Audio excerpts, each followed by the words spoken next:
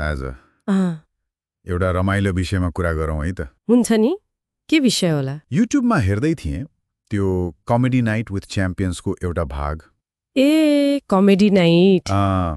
त्यसमा अतिथि को थिए भने मेरो भोइस युनिभर्सका जजहरू दीप श्रेष्ठ, सुरेश अधिकारी, अन्जु पन्त, शिव परियार अनि कर्मा ग्याल्सेन। ओहो, सबैजना दिग्गज कलाकारहरू नै पुगेछन् त कमेडी सोमा। हो त नि, त्यही भएर लाग्यो यो स्थापित कलाकारहरू र अहिलेको यो कमेडी शैली हैन, यसको अन्तर्क्रिया कस्तो रह्यो होला भनेर अलिकति गफ गरौँ न। एकदमै चाख लाग्दो विषय हो यो। एकातिर सङ्गीतका यति ठूला नामहरू, अर्कोतिर उनीहरूलाई नै लिएर बनाइएको कमेडी। हो, सुरु गरौँ मेरो भोइस युनिभर्सबाटै। सुरेश अधिकारीजीले भन्नुभएको थियो नि, यो खाली रियालिटी शो मात्र होइन रे। उहाँले त यसलाई विश्वभरिका नेपाली प्रतिभालाई जोड्ने, नेपालीपन चिनाउने मञ्च भन्नुभएको थियो। हो, विभिन्न देशमा अडिसन हुनुले पनि त्यो देखाउँछ। मतलब यो एउटा गायन प्रतियोगिता मात्रै भन्दा पनि सांस्कृतिक पुल जस्तो।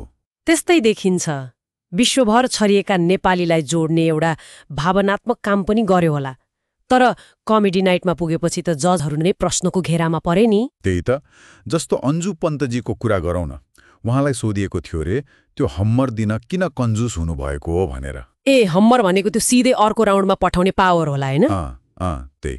अनि हाँसो केमा भयो भने उहाँले 8000 गीत गाइसक्नुभयो रे, अचेल बर्गर पिज्जा मन पर्न फालेर आलु र नेपाली रचना मन नपर्ने भोकी भनेर ठट्टा गरेछन्। आहा, रमाइलो। उहाँले त हाँसेरै टारिदिनु भयो होला। तर कता कता यसले केले जजहरूलाई दर्शकले कसरी हेर्छन् भन्ने पनि देखाउँछ कि? हो नि, सुरेश अधिकारीजीको पालोमा पनि उस्तै। उहाँले कार्यक्रमलाई नेपाली एकताको प्रतीक भन्दै हुनुहुन्थ्यो। तर कमेडीमा त उहाँको त्यो रोयल्टी सङ्कलन अभियान अनि कपालको स्टाइल। हो, त्यसमाथि व्यङ्ग्य गरे अनि धरोधर्म माइली गीतको पनि प्रसङ्ग जोडेछन्। यसले के देखाउँछ भने कलाकारको काम मात्रै होइन, उहाँहरूको सार्वजनिक छवि, व्यक्तिगत कुराहरू पनि कमेडीको विषय बन्दो रहेछ आजकल। एकदम। शिव परियारजीको त झन् रमाइलो किस्सा रहेछ। कुन चाहिँ? त्यो भिटेनसँगको कन्सर्टमा हार्मोनियम लिएर स्टेज जाँदा दर्शक नै उठेको कुरा। ए हो र? अनि अर्को त्यो दुर्गेश थापाले गीत गाएको प्रसङ्ग पनि त थियो नि, शिवको नाममा खाइदिने हो भनेर। त्यसमा पनि ठट्टा गरे। अनि त्यो फेसबुकमा दिउँसो स्ट्याटस लेख्ने बानी, त्यसबारे पनि प्रश्न गरेछन्। मतलब अन स्टेज, अफ स्टेज सबै कुरामा टिप्पणी भयो। हो, अनि हाम्रा आदरणीय दीप श्रेष्ठजी, उहाँको बारेमा के भने रे भने उहाँको भोइस टेस्ट रेडियो नेपालले होइन कोइलीले लिएको थियो रे। रमाइलो।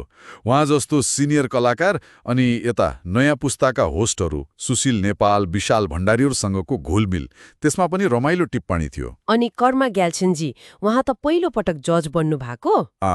उहाँले त भन्नुभएछ आफूभन्दा राम्रो गाउनेलाई जज गर्न पो गाह्रो हुँदो रहेछ भनेर। निकै इमान्दार जवाफ। समग्रमा हेर्दा त अतिथि कलाकार मात्रै होइनन्, निर्देशक विशाल भण्डारी पनि परेनन् र उहाँलाई पनि रोस्ट गरेकै थिए। हो त नि, गीत, उमेर, व्यवहार अनि निर्देशकको क्षमता सबै कुरामा प्रश्न उठायो। तर एउटा राम्रो कुरा के देखियो भने नि, धेरैजसो कलाकारहरूले यसलाई एकदमै सकारात्मक रूपमा लिनुभयो। त्यो त हो। कार्यक्रम रमाइलो भयो, हाँस्न पायो भन्नुभयो उहाँहरूले। यसले कलाकारको परिपक्वता पनि देखाउँछ। हो, अनि यस्तो खालको प्लेटफर्ममा उहाँहरू कतिको सहज हुनुहुन्छ भन्ने पनि देखियो। त्यसो भए यो सबैबाट के बुझ्न सकिन्छ त खासमा? एउटा त स्थापित कलाकार र अहिलेको कमेडी शैली बीचको यो झम्काभेट नै रोचक भयो। उहाँहरूको साङ्गीतिक व्यक्तित्वभन्दा अलि फरक रमाइलो पाटो देखियो। हो, अनि अर्को कुरा, मेरो भोइस युनिभर्स जस्ता कार्यक्रमले प्रतिभा मात्र खोज्दैनन्, तिनले सांस्कृतिक एकतामा पनि भूमिका खेल्छन् भन्दै सङ्केत मिल्यो।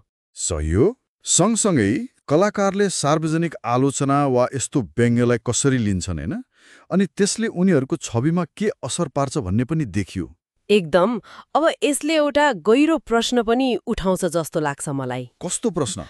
हैन, आजको यो मिडिया यति हावी भएको बेला हाम्रा स्थापित कलाकारहरू, अझ दिग्गज नै मानिनेहरू, उहाँहरू यस्तो कमेडी रोस्ट वा रियालिटी शोमा जाँदा आफ्नो त्यो वर्षौंको छवि, त्यो प्रतिष्ठा, त्यसलाई कसरी सन्तुलनमा राख्नुहुन्छ होला? हो त नि, गम्भीर प्रश्न हो यो। के यस्ता कार्यक्रमहरूले कलाकार र दर्शक बीचको त्यो पुरानो परम्परागत सम्बन्धलाई नै अलि फरक ढङ्गलाई परिभाषित गर्दैछन् कि यो विषयमा सोच्न सकिन्छ?